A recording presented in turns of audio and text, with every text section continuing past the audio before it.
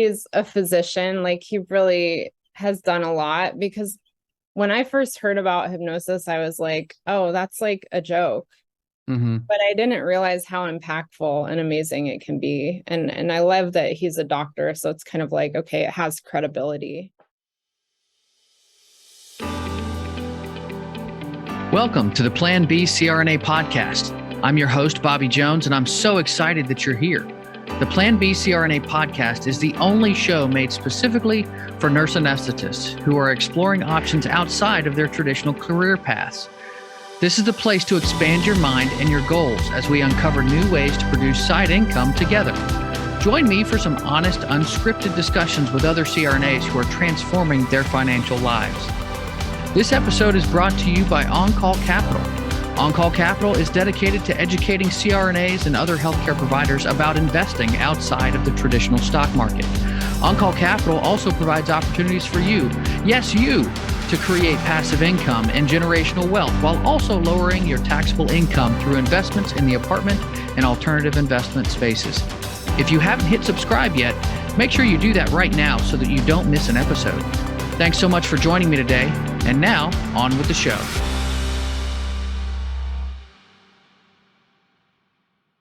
Welcome to another Provider Spotlight episode of the Plan B CRNA podcast. Our guest today is a CRNA who works with people to help them actually rewire their subconscious. Chelsea Swartz is a transformational hypnotist who's helping others to thrive in their careers and relationships. She knows her purpose and passion is helping other healthcare professionals, successfully helping many clients overcome everything from anxiety, insomnia, imposter syndrome, and weight loss. Hypnosis has changed Chelsea's life, and she believes it could change yours too. Welcome to the show today, Chelsea. It's great to have you here.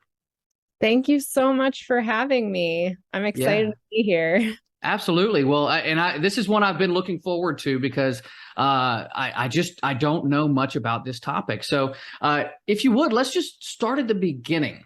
How did you first learn about hypnosis? So I actually first used hypnosis. I was really struggling to study for boards. I had severe test anxiety. Like I would go into the practice, the C or whatever, and I literally would black out just from being so nervous. Mm-hmm. And so I used hypnosis to help me calm down and pass, and study and all those things. So it really helped me. I mean, it gave me my career, right? Like anesthesia at least. So that's amazing. So, I mean, this has been several years then that you've known about this. And so at that time, were you having, I'm assuming you can't hypnotize yourself. Maybe that's a big assumption, but that actually, now that I have gone through training, and I've done a ton of work in hypnosis, I can actually teach people and myself self-hypnosis. So like, I use self-hypnosis every night while I'm going to bed to kind of like program myself, because when you sleep, like you're cementing all those memories and new ways of being. And so what better way than to, program myself before I go to bed? That's and my pretty clients, yeah. Wow. So they learn it too. That's pretty amazing. So, okay. When I think of hypnosis, I typically think of people on, magic shows where the performer's like hypnotizing somebody so that they'll cluck like a chicken or something. And so, I mean, obviously that's not what you're doing. So how is hypnosis different in practice, for real life versus what you might see in an entertainment venue? So, yeah, I mean, the big difference is that I work with people that, they have trauma, they have problems, real life problems that they're looking to solve. And so they come in really willing to do the work and show up. And I just kind of help guide them. And when you're at like an entertainment show, it's super fun, right? Like to see people do these things and they're volunteering. So like, I can never make you do anything that you don't want to do. Some people are like very, like I've gone on dates and people are like, you're not going to hypnotize me, are you? I'm like, no. Oh my gosh, that's hysterical. Yeah, like they literally think that I'm gonna just sit there and hypnotize them or something Pull at out dinner. the watch and start, oh my gosh. Yeah, so I don't do that. It's a very like you come to me willing and ready to, to change your life, and we do the Huh. work, and it's fun. But the shows are really entertaining, and like I actually, one of my fellow colleagues in this space, I mean, he has a multi-million-dollar business, and he started out as a stage hypnotist. So Really? yeah, So it's amazing that you can kind of, if you wanted, you could straddle both of those areas. I could. So not saying I you do, but yeah. that's pretty interesting, because I guess I just always thought of them being pretty well separated.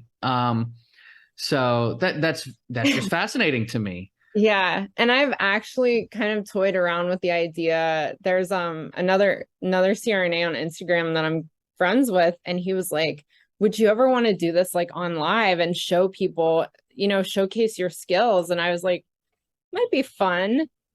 So I thought about that, maybe TikTok, getting on and just kind of like demonstrating, kind of in a fun way, because obviously like the work that I do with clients is private. Hmm. I follow HIPAA. Like I don't, if they have huge wins and they allow me to like cut out their names and faces, then I post that as like testimonials. Hmm. But like if I'm doing it as a, say we do Instagram or TikTok, like it would just be for fun, and like, we wouldn't get into anything really deep, because that's, for people That's off camera. Yeah, that's private. That's private. Exactly. So, Exactly. now hypnosis is something that's been around for a while, but I mean, using it as an actual treatment in medicine it seems like it's something that's pretty new. So how did that even get started? Hey, is there somebody that kind of started that trend, and what kind of research has been done to show the benefits of the treatment? So yeah, there's tons of research. If you just look in PubMed under his hypnosis, you can find everything from like how it can benefit you during surgery. Like what I used to do is I would play audios for my patients while they were asleep in surgery, and their wake ups were so much better. So Hmm. like I really do believe if you're in the OR, to be very cognizant, because even if people are under anesthesia, I do believe that they can hear on some subconscious level. So I do that. I use hypnotic language as they're going to sleep, as they're waking up. The research, I mean, it's really everything from sports performance to pain control to sleep. Like there's tons of accepted research, Harvard, Columbia, all the big medical schools. Hmm. Um, and yeah, it's pretty profound. So Milton Erickson, he's kind of like known as the father of one of the modern styles of hypnosis. He would help people that nobody else could help. Like doctors would send them their patients that they're lost cause, and he would work with these people and just like absolutely change their lives. Wow. So, Mhm. and when was that? Was that, I mean, has that been in the last 30 years, or are we talking, I don't know. So Erickson practiced, he was born in 1901 and he died Okay. in 1980. So I'm I'm thinking he guessing was, 50s. Yeah. yep, the Okay. 50s. So there's a Yeah. really cool documentary that his family did, and then you can check out some of his videos on YouTube. He's amazing. Like Okay. he would put these people in trance, and they would just be like, it was super cool.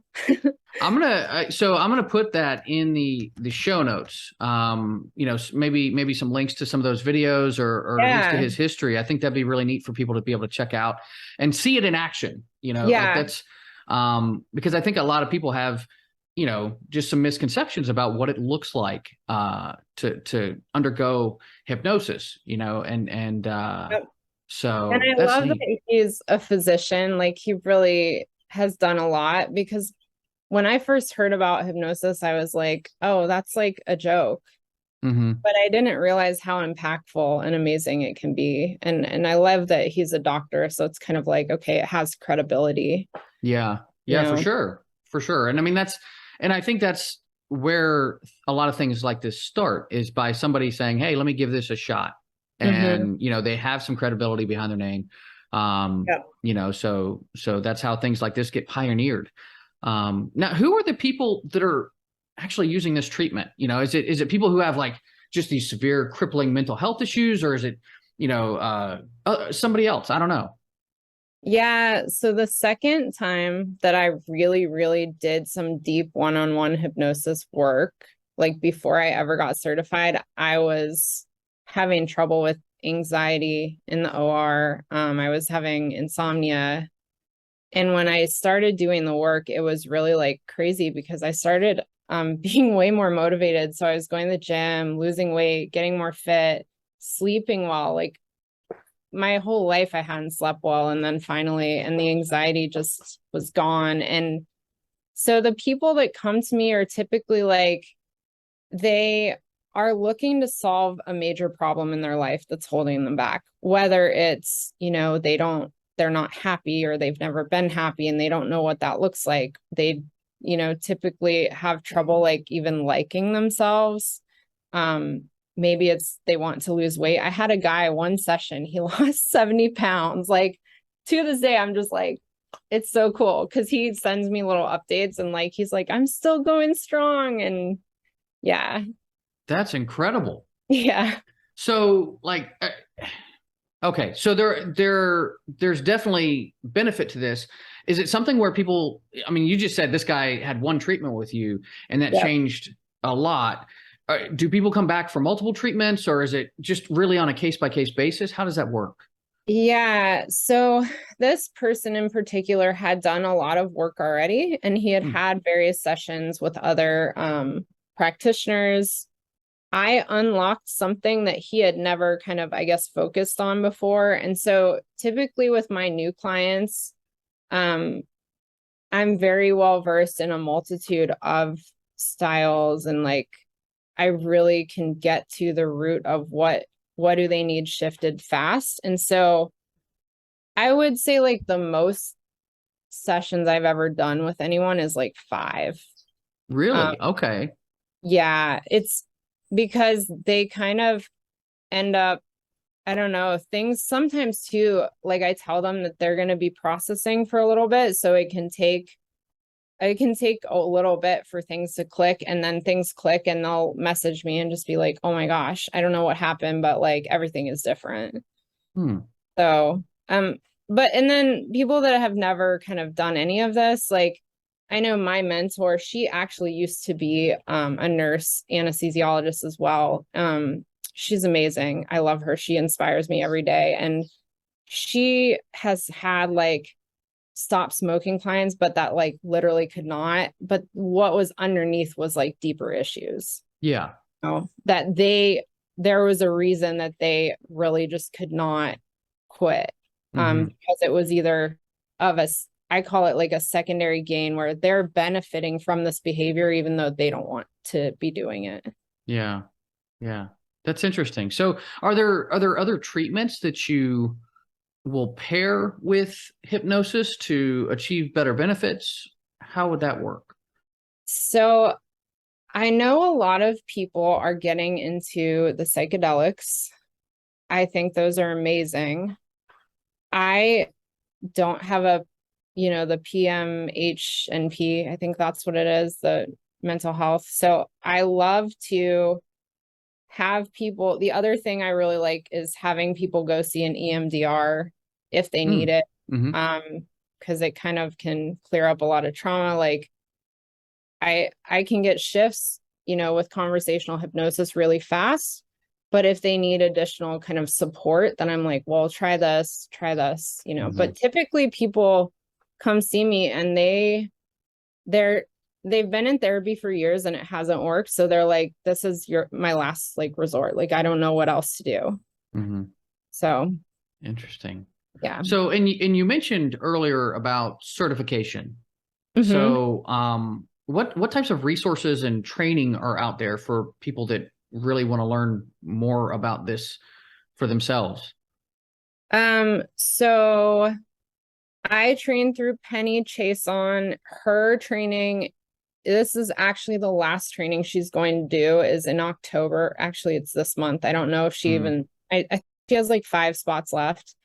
There's Ron Esslinger is also a CRNA. And Oh, okay. if you do his certification, you can get AANA credits. However, I liked Penny's because we had tons of practice with each other. Mm-hmm. And it was all over Zoom. So it was like, I didn't have to fly anywhere. I didn't have to go anywhere. I came out very well prepared to start taking clients immediately. Okay. So So there are some just individuals that are giving out, like the education and the certification that's necessary. Okay. yeah, I mean, Okay. definitely wasn't cheap. Like it was pretty pricey, but for me, I loved it. It was so worth Mhm. it. Like using it with patients, using it with clients that come to me for help. Okay. So yeah. Very cool. Well, if you would, tell me a little bit more about your business. How did you first start finding clients, and what does your business look like now? How many clients do you have? Do you do like social media outreach, or how does that work for you?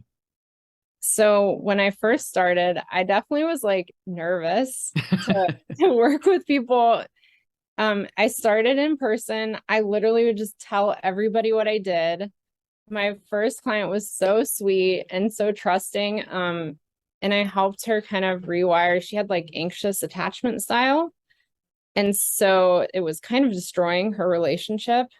Mm. And we did a lot of work around becoming secure and loving yourself. And from that, she like saved her relationship and she got motivated. She got a raise at work. All these good things started happening. So it's kind of like you start in one area and then like your whole life kind of gets better. So Yeah. it was fun. I'm super glad she trusted me because that kind of gave me the confidence to be like, wow, I can really help people. Hmm.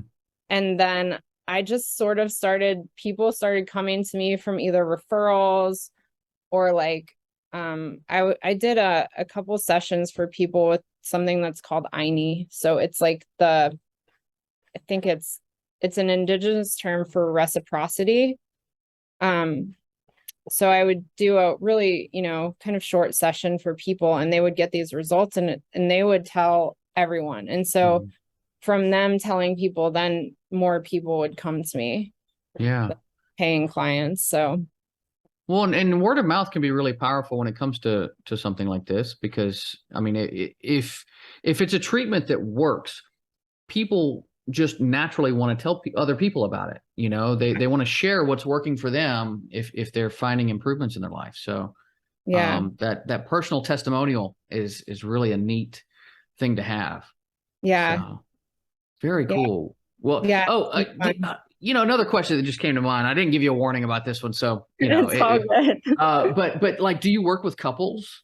It, So I love people that come to me for relationship things. I know like right now I'm actually launching a program for healthcare providers specifically to address their burnout, their exhaustion, and just like help them kind of because we go into this, we want to help people. mm, I want to help people do what they want to do and stay in something even though it's difficult. Um, so yeah, so do I work with couples? I am happy to work with couples. Typically though, I haven't had an actual like couple come to me. mhm. But I love it. Like I do a lot of coaching too because I've invested in a lot of my own coaching, and so specifically the work on relationships that I've gone through has helped me help others in Okay. that arena. Very cool. Very cool. Yeah. Well, I mean, this has been a lot of fun. I've really appreciate learning more about this, because this is something, I mean, it's not a topic that comes up often, but it seems like Yeah. there's a real potential here. Yes. And, so I appreciate you highlighting this topic for people and helping people in the way that you do. Yeah, I love it. One of my mentors talks about the path with heart, and it's like both paths lead nowhere, but the path with heart will be filled with ease. And so like this for me, I'm so passionate about because I think it can help a lot of people, especially healthcare workers who, I mean, we know are leaving the bedside in droves. It's like, what can I do my small part to help them, you know? Yeah. So this is the path with heart, and I'm fully in it. Yeah. Very cool. Very cool. Well, this has been such a treat, and I want to give people a chance to reach out to you, learn more about you, and what services you offer. So how can they do that? So they can find me on Instagram at Transform with Chelsea. Also TikTok, same, Transform with Chelsea. I do have a kind of rudimentary website where they can also get booked in. But if you just message me on either of those platforms, and also Facebook, that's where a lot of people have found me as well. Okay. I'm happy to, have a chat. Like I just love hearing about people and what they are going for, like their goals. So very cool. Very cool. Well, I appreciate you sharing your time with us today, and, really appreciate you coming on the show today, Chelsea. Yeah. Thank you so much for having me. Absolutely. I remember being wide-eyed and bushy-tailed as a student. We learn about all sorts of alternative methods to incorporate into our individual practices, only to be stymied later on by the quote-unquote real world. But there's a lot that we simply don't understand about how our minds and bodies work, and we're just beginning to touch the surface of that knowledge. We may not always understand the how or the why, but if a given technique makes a difference in people's well-being, then we shouldn't just shrug it off as pseudoscience. As Chelsea understands, sometimes we just need something that works, whether we understand it or not. That's going to do it for today's show. Make sure you reach out to Chelsea for more information or any questions that you may have about her practice. This is Bobby Jones signing off. Until next time, be safe and take care of each other out there. Thank you so much for joining me for another episode of the Plan B CRNA podcast. If you haven't already subscribed and reviewed the show, I'd be honored if you took the extra time. It really helps to expand our reach and get the word out about the show. If you're a CRNA who is interested in sharing your story on our podcast, I'd love to have you. Please email me at bobby@oncallinvestments.com for more information. This episode was brought to you by On-Call Capital. They are dedicated to helping providers like you develop passive income and generational wealth through investments in the apartment and alternative investment spaces. Feel free to check out their website at www.oncallinvestments.com and subscribe to their free educational email series. You can find On-Call Capital on Facebook, Instagram, and Twitter. You can also check out our YouTube page, where you'll find all of the show episodes along with other educational videos. Thanks for listening, and we'll see you on the next episode.